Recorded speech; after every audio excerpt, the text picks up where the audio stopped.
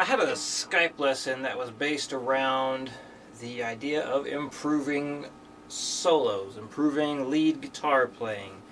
And one idea that I've read elsewhere, and I think it's a great idea, is learn vocal melodies. What is that? Well, obviously, if you've listened to a song that has singing, you've heard the singing, and there's notes being sung, and the notes being sung, that's the vocal melody. So basically, learn to play on your instrument what the singer is doing. Obviously, if it's death metal, black metal, you're not going to have much luck with that. It's got to be actual singing. So I'm going to start with something most of you will be familiar with, I'd imagine, if you're watching this channel. Wasted Years. I think the chorus has a very good note choice to be transferred to guitar. And so I'm going to be using my Ditto X2 looper. Again, if you're looking for a loop station, this thing is freaking phenomenal. I think it was like not even $200, and it's just been, addicting to use. I absolutely love this thing.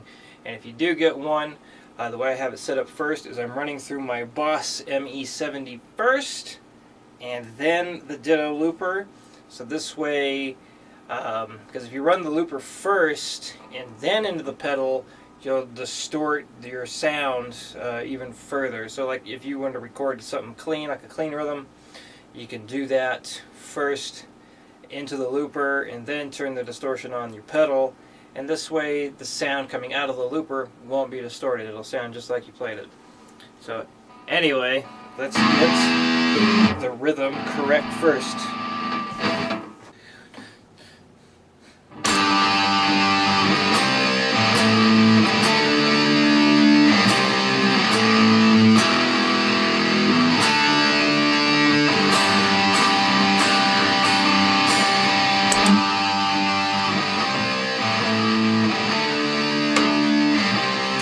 Now I'm going to follow the vocal melody on the tab on screen.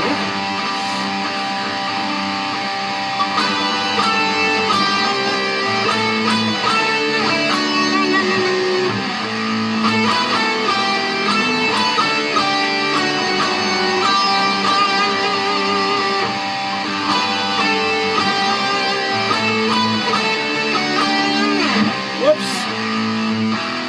Try that again. I need to pay attention.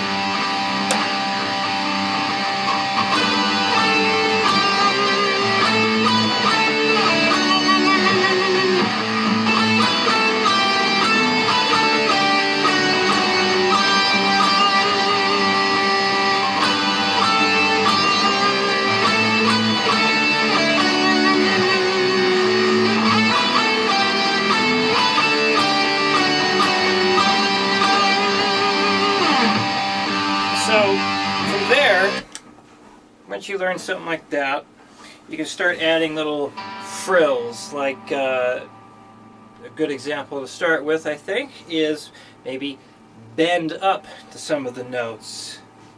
Like maybe bend up to the first one. So that 16th fret there that you're going to be playing first, maybe bend the 14 up to that first.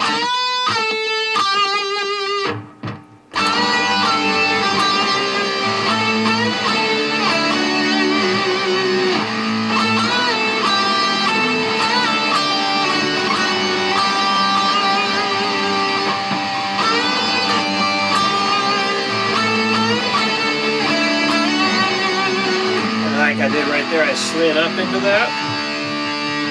So that's another thing you can do, is add some slides into what you're doing. So I'll throw in some of that now.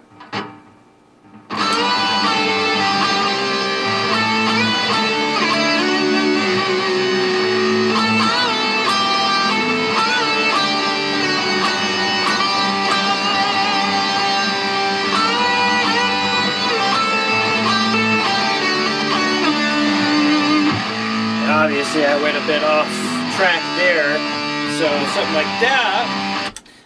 like that could be, what I did was I took kind of the idea, like the rhythm, and stuck with the original idea of the notation, and then kind of ad-libbed with it. So that's another thing you can do. You like maybe start with the vocal melody and then start to change some of the notes, but keep the general feel of it. So let's just try an example.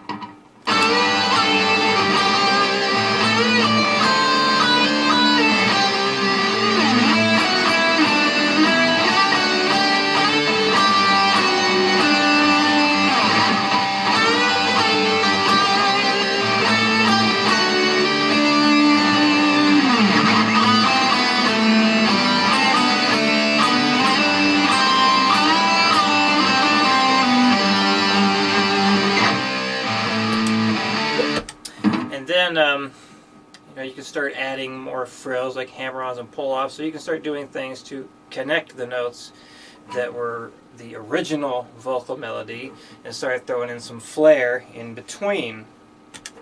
Oh, wrong button. Let's see.